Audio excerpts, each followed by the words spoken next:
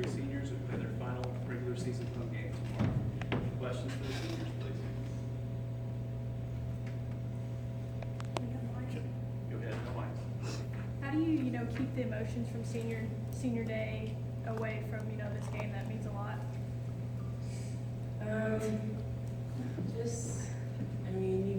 We've been here 4 years. Obviously, there's going to be a little bit of emotions in the beginning and just realizing it's our last guaranteed home game. But it's still a good game. South Carolina's a really good team, and we have to make sure that we kind of put them aside and focus on the game and put our emotions aside, focus on the game. Do each of you have family members coming? What's the guest list look like? I was gonna say, I know me personally, there's probably like a mini bus coming down from Illinois, so, and I'm sure it's probably the same for both of them, but yeah, I probably have about 20-25 people coming. Jamie, that's you.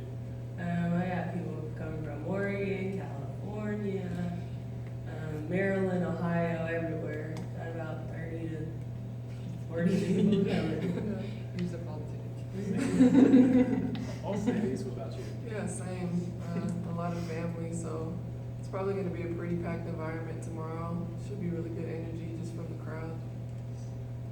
All three of you came from a ways away. What made y'all decide on Tennessee when you were going to be going so far from home, and just how much of a difficulty was that for him? And for Mercedes and Jamie, y'all hadn't played together at AAU. How much did that help in terms of having somebody you knew at least? I think just the family atmosphere at Tennessee really helped the transition. They're very welcoming, obviously helped us being so far away from home, which was tough in the beginning, just being away from family, but I think it was easier just having people there to experience it with you and kind of go through the same things that you were going through. So just having teammates and coaches that understood what you were going through really helped.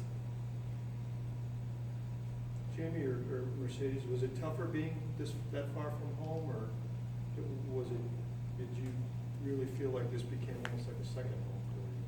I think we're both pretty independent, so it was a difficult transition at times, but for the most part, I think we handled it pretty well. We're both pretty good at being by ourselves, but I think just being far away, sometimes you miss family, of course, being their presence and having people around when times get difficult. But I think just having family here and kind of making this atmosphere what it is as teammates and coaches, it kind of helped us. Kortney, it sounds like 3 minibuses coming between the 3 seniors. Just how do you get refocused after that? Y'all have watched them. You've watched seniors go through it. Tears and hugging. How do you get refocused after all that happens? Honestly, just kind of going off what Jamie said, we know what's at stake. We know that this is a huge game for us, and I just think, obviously, leaving the emotions out, I guess those first couple minutes, when Sadie's or Jamie walks out, it's going to be tough, but I guess as soon as, you regroup as a huddle, or, regroup in the locker room, we know it's game time, and obviously that's what our families came for, is obviously senior night and then just a good game, and we want to obviously win for our crowd, win for our season, and then win for our family, most definitely. Mercedes, who's the most likely to cry of the 3 of you? Probably Kortney. Probably me. It'll probably be me. I'm not going to try to crack, but I probably will. Mercedes, you didn't have to have a senior day. You could have left. You were projected top 3 WNBA draft pick. What made you come back for a 5th year? And you're the last of Holly's first recruiting class. You're that class that said yes to Holly after Pat. Is that part of your legacy here too? Yeah, definitely. I think it was more for the team than anything. Obviously, last year was something that we want to forget, so I didn't want to leave on a note like that. And obviously, it was for the better because this year the team is way different, and I'm thankful for that. It's been an awesome, really fun senior year, and college is something that you won't get back. So spending another year is just awesome. Jamie, I get the sense from the beginning of the year that you put a lot of thought and work toward the leadership role that you would have this year. At this point now, you've had almost a whole season. What's been the biggest challenge for you of handling I think since we're such kind of a mixed group, we have some upperclassmen and then the rest, for the most part, are pretty young players. So, I mean, every day, and we know how freshman and sophomore year is. Sometimes it's difficult. I mean, with classes, with games, we're not playing the best. Sometimes it gets difficult. So, I mean, as a leader, helping everybody, basically making sure everybody's okay, everybody's in tune with the game plan, everybody's playing well in practice, and most importantly, outside of basketball, that they're okay as people. So, I mean, there's so many different aspects that you have to make sure that you're doing to make sure that everybody's okay and that we're able to perform and be at our best.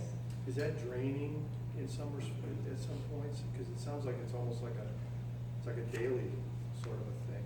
No, not draining. I mean, of course, I have these two to help as well. So, I mean, I wouldn't say it's draining at all. I think that's what we were asked to do and I mean, called to do. I think of leading as serving. So, I mean, being a servant in different aspects is something that I wouldn't say draining at all. It's just what you're called to do, and I'm able to do it and hopefully do it well.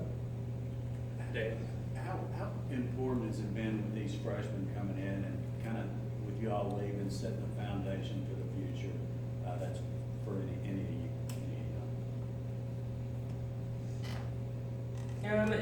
The freshmen they've been great this year. They're expected to play a lot of minutes they've been expected to play a lot of minutes from the beginning of the season. So obviously that's something that we weren't expected to do when we were freshmen as much as they have. So I think they've just handled it well. They played well. They've grown as people.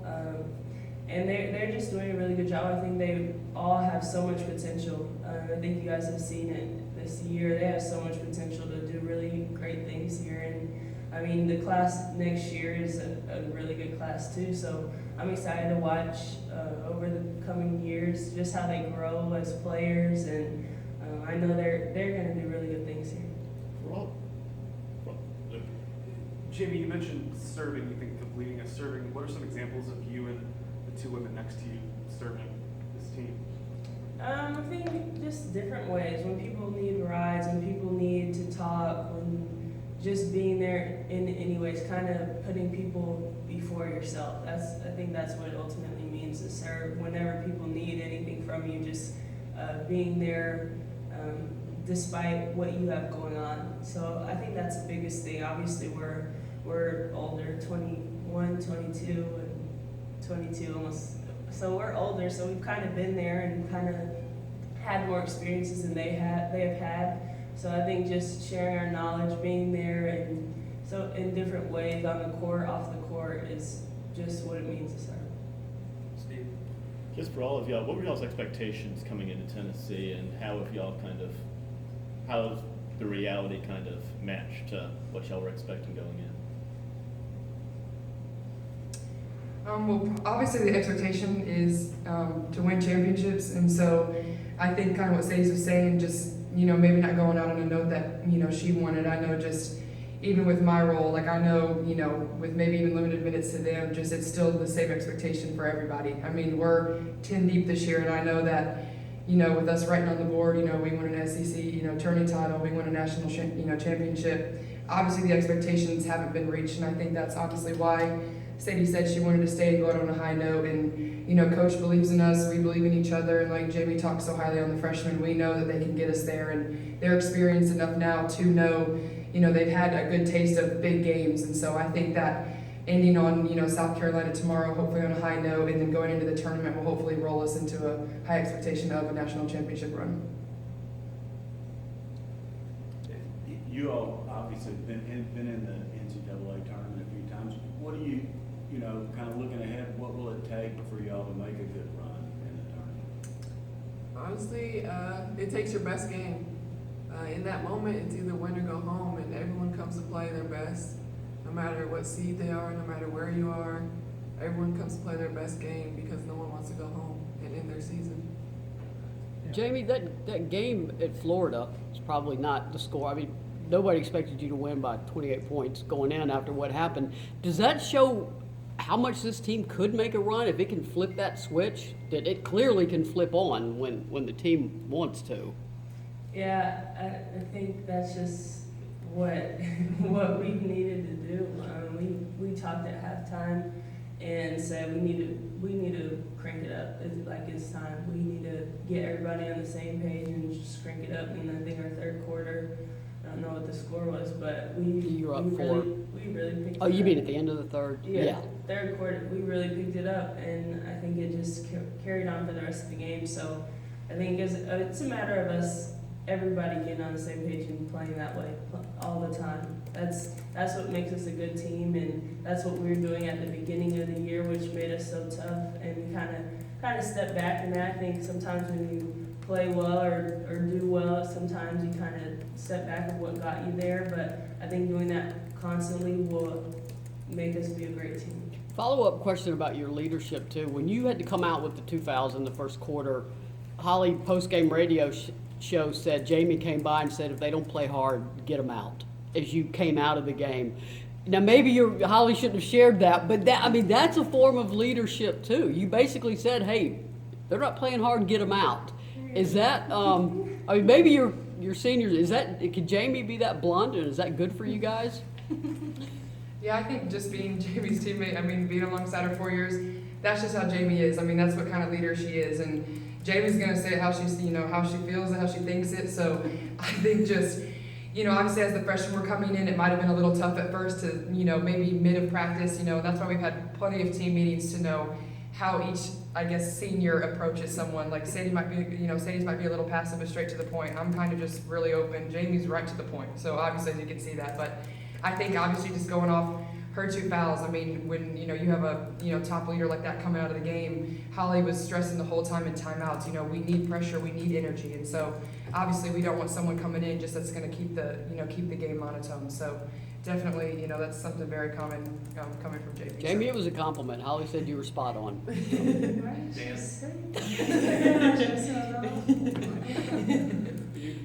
seem embarrassed that she shared that.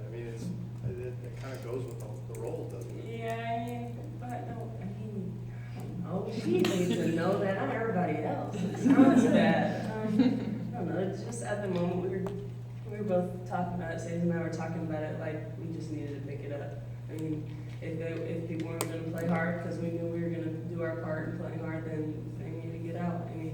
It wasn't anything in particular with anybody personally. It's just like we needed to play the way we're capable of playing. At this point, you're right down here to the end.